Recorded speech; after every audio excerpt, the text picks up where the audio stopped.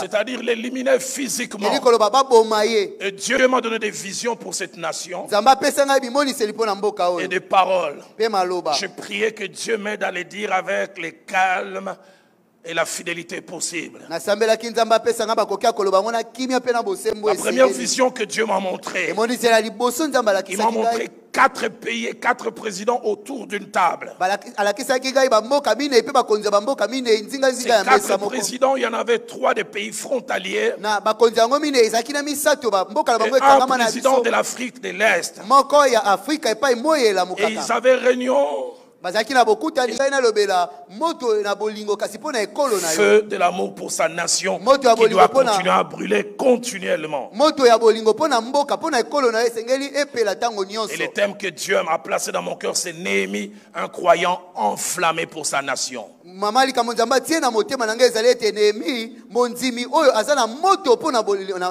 Avant de laisser ce texte nous parler, je voudrais partager quelques visions et quelques paroles que Dieu m'a données. Et par mon appel, je suis pasteur. Et de par mon fonctionnement, je suis apôtre. Mais de temps en temps, Dieu m'impose de jouer le rôle de prophète. J'aime pas parce que c'est un rôle ingrat. Mais j'aime pas aussi, surtout à cause de tout ce que des fois ça rapporte comme tir, ça rapporte comme réaction. Et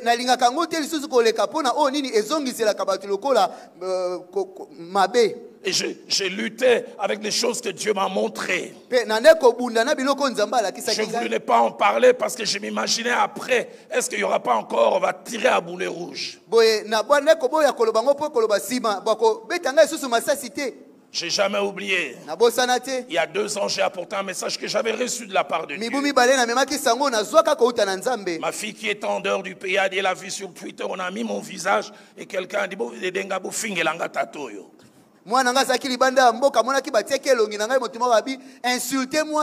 la plupart des fois, quand je vais jouer le rôle de prophète, j'ai mal à la fois pour mon épouse, pour mes filles, mes beaux-fils, mes petits-fils, mais un peu aussi pour ma mère. Un jour, le reste, elle m'a appelé et dit, oh là, on était là. Il de mon pays. Il y a plusieurs prédications dans la Bible. Toi seulement dans mon pays, ça te crée des combats. Dans Jérémie au chapitre 20, versets 8 à 9. Écoutez ce que Jérémie dit, car toutes les fois que je parle, il faut que je crie. Que je crie à la violence et à l'oppression. Et la parole de l'Éternel est pour moi un sujet d'opprobre et de risée. Et au verset 9, il montre ce qui lui arrive et dit, et si j'ai dit, je ne ferai plus mention de lui. C'est la tentation à cause de tout ce que cela me produit. Je ne parlerai plus en son nom. Il y a dans mon cœur comme un feu dévorant qui est renfermé dans mes os. Et ce que Jérémie dit, c'est ce que je ressens. Je m'enferme de les contenir, je ne les puis. Mais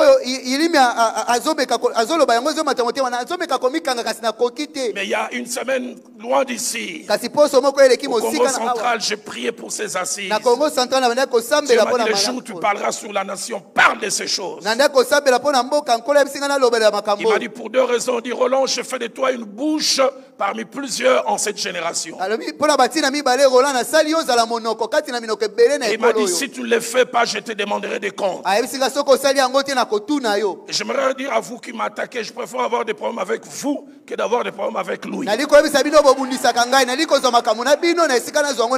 Mais la deuxième chose qu'il m'a dit, il est de Jérémie 1:17. Il m'a dit, ne tremble pas devant eux. Et puis il m'a ajouté, si tu trembles, moi je te ferai trembler. Dieu m'a donné des visions pour cette nation et des paroles. Je priais que Dieu m'aide à les dire avec le calme et la fidélité possible. La première vision que Dieu m'a montrée, il m'a montré 4 pays et 4 présidents autour d'une table. Ces 4 présidents, il y en avait 3 des pays frontaliers et un président de l'Afrique de l'Est. Et ils avaient réunion. Et sur la table, il y avait un seul point à l'ordre du jour. Il était écrit faire avec le président du Congo ce qu'on a fait à Mouzé Kabila. C'est-à-dire l'éliminer physiquement. Et Dieu m'a dit de vous dire, vous ne réussirez pas. Je viens dire du haut de cette chair. Dieu m'a dit, notre président ne connaîtra pas le sort de Mouzé Kabila. Et Dieu m'a dit de dire à ces 4 présidents, si vous vous entêtez dans cette entreprise, vous seul allez partir avant. À cause de celui qui est invisible, mais qui est derrière ces présidents. Je n'ai rien contre Mouzé Kabila. Je n'ai rien contre Mouzé Kabila. Est-ce que l'actuel président est parfait? Non, moi-même je ne le suis pas. Mais il a fait profession de foi. Il a publiquement déclaré son attachement à Dieu. Mais la deuxième chose, et là je dis à mon président avec tout le respect, prenez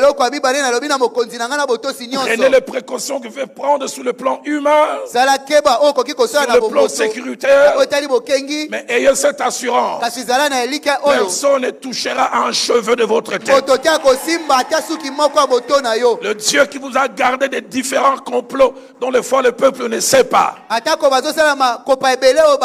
il vous gardera encore. Et je priais, je vis là au palais là où il est une armée d'hommes en col pastoral, le main levé. Tu as une armée d'intercesseurs. Je le crois fermement. La troisième chose que Dieu m'a dit, Dieu m'a dit de déclarer à tous ceux qui ont un plan macabre pour ma nation. Parce qu'il m'a montré 4 grandes puissances autour du Congo comme un gâteau et tenant de grands couteaux. À 4 reprises, je cessais de couper ces gâteaux, ça ne se coupe pas. Et Dieu m'a dit de vous dire, le Congo ne sera pas le Soudan bis. Je voudrais le déclarer comme un prophète. C'est que vous avez réussi au Soudan, vous ne le réussirez pas ici.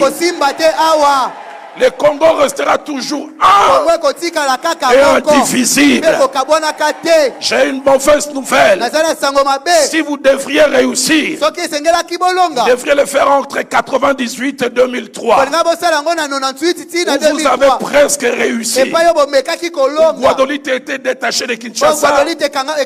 Kinshasa détaché de Goma. Mais le Dieu qui tient cette nation, regardez vous-même. Depuis 60. C'est depuis 1960 que vous avez commencé. Vous n'avez jamais réussi et vous ne réussirez jamais.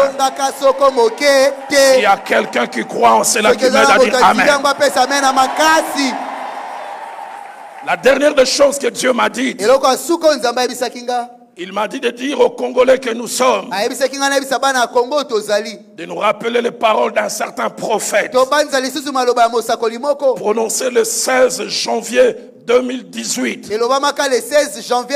L'histoire tend à l'oublier, mais moi, son fils dans la foi, je n'oublierai jamais. François David Ekofo, saisi par l'esprit, relatant l'histoire d'une partie de la France retirée, pris par les Allemands. Il a dit, même si vous arrivez de retirer quelques centimètres, nos enfants les récupéreront.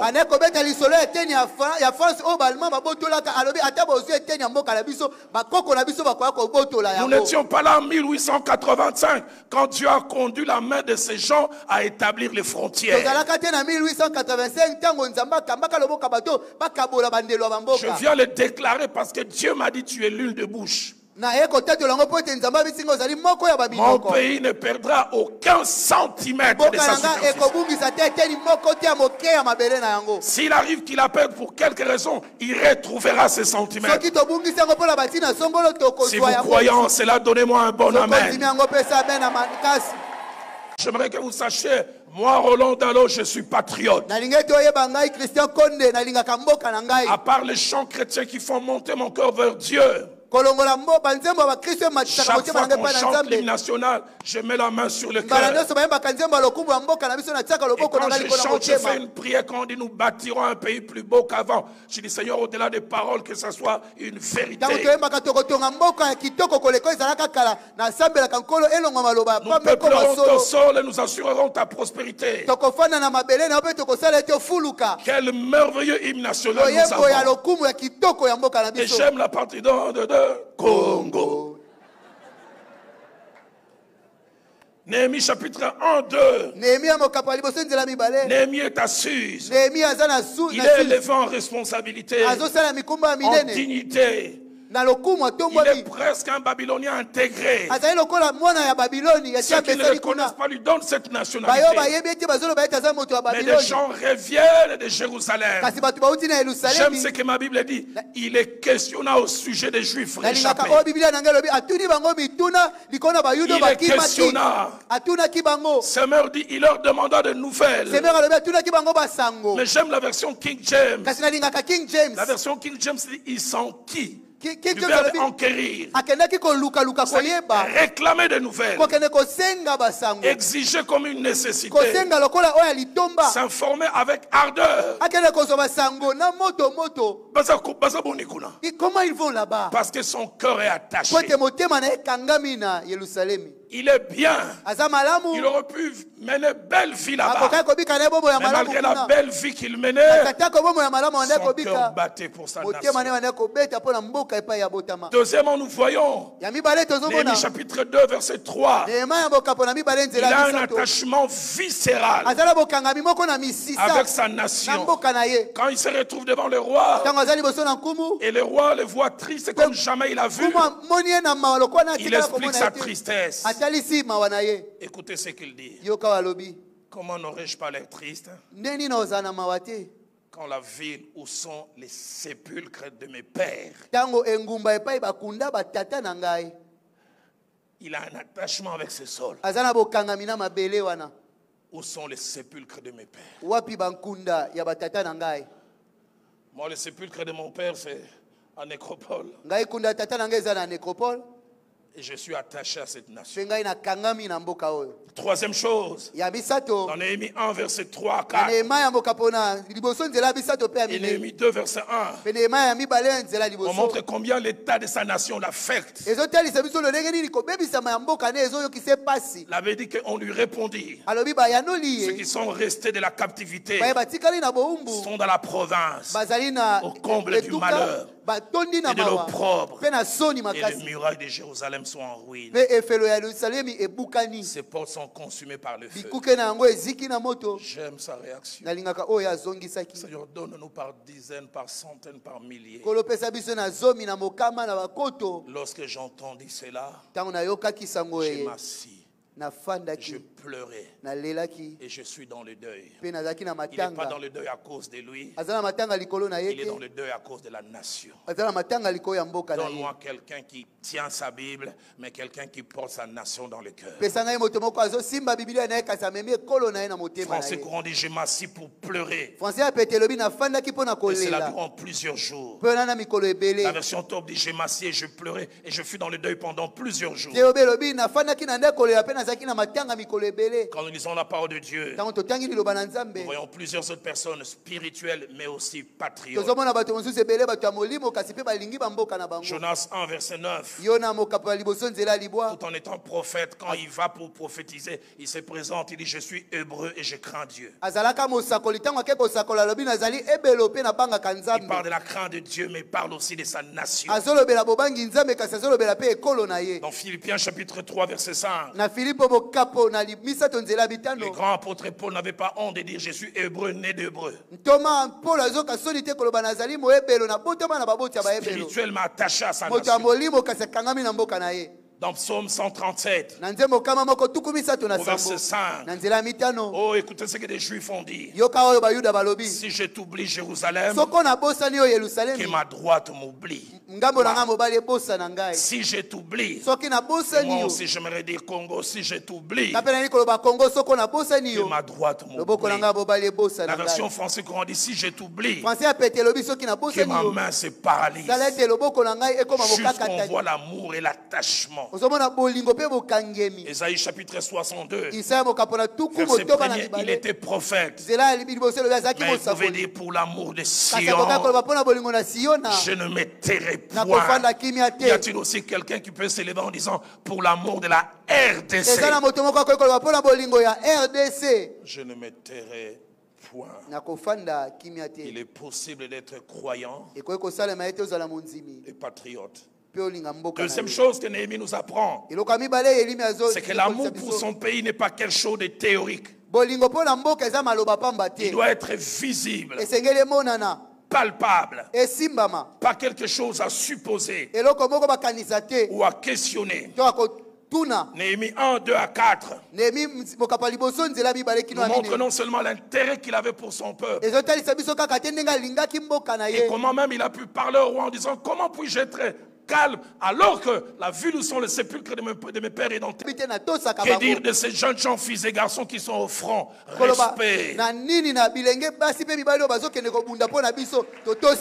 Qui mettent leur corps devant la chair à canon. Que Dieu vous bénisse. Que Dieu vous protège. Que Dieu vous bénisse. Est-ce qu'on peut acclamer pour nos forces armées?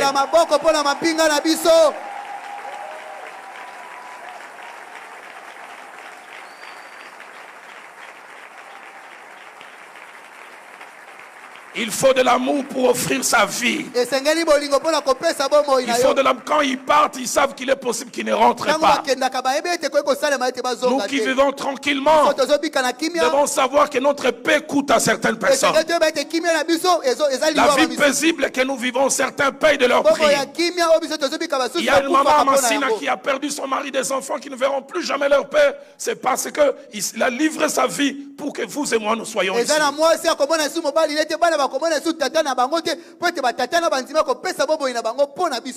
Troisième vérité, avant de tracter qui nous ont attaqués en août 98, on disait ils sont à quelques kilomètres. RFI et tous les autres médias qui aiment souvent amplifier, ils ont dit Kinshasa va tomber. J'étais à Nairobi, je suivais. On parlait des Congolais naïfs. On dit on vient les envahir, ils sont en train de prier. Après ils ont vu que la prière ça marche. J'ai appris qu'en Chili, les civils ont levé les armes entre les mains des militaires. Il y a un Dieu au ciel. Et de temps en temps j'aime dire Nzambaza Congolais. Dieu est un Congolais. Mon pays, c'est le pays de Kipavita. Mon pays, c'est le pays de Papa Simon Kimbangu. Mon pays, c'est le pays de Papa Idina Bala. Il y a tellement de promesses sur cette nation, de prophéties. Personne ne peut les arrêter. Tout ce qui peut arriver, c'est ce qu'Abakouk a dit si elle tarde. Vous pouvez faire tarder, mais vous ne pouvez pas faire avorter. Vous pouvez faire tarder, mais vous ne pouvez pas faire avorter. C'est pourquoi j'aimerais dire Église, prions. Et ce soir, non seulement nous allons prier, Christian, je te laisse traduire ça en français, Tokosaka. Nous allons aussi prédire. Oh, Tokosaka. Nous allons prédire. Je dirais comme mon confrère Ezu. Nous allons faire des prières impersonnelles. Mais si vous retrouvez Zuyo,